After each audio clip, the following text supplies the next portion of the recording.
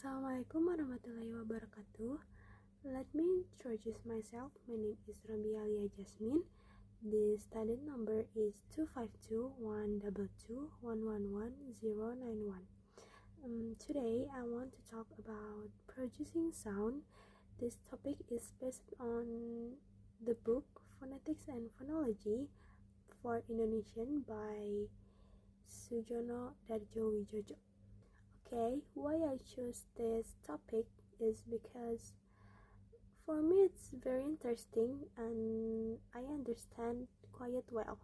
When I studied this material, I learned that speaking a language is very detailed. Every part of our mouth, tongue, lips, or even how air moves plays an important role of making sound. If we don't know how to produce sound, our pronunciation can be wrong.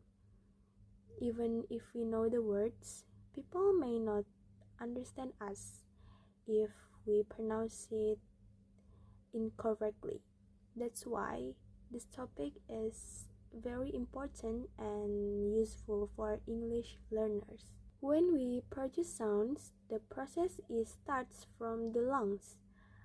Air goes out through the vocal cords and then through the mouth or nose. Different parts of our mouth make a different sound. For example, when we say p, p in pen, the lips is closed and then open. The air goes through the mouth. And when we say in man, the lips is closed and the air goes through the nose. And the last one is when we say t in tan, the tongue touches the upper teeth. So, by understanding how the sounds are made, we can pronounce English words more clearly. This is very important for non-native speakers like us because sometimes English sound is different from our first language, like we are Indonesian. Learning how produce sound can make our speech more clearly and easier to understand. In the future, if I become an English teacher, I can use this knowledge in my classroom.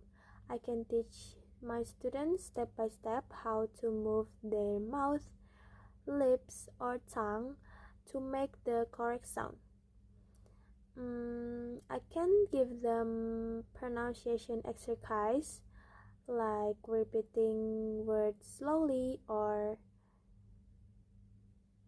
practicing similar sounds, like the example is pen or pen.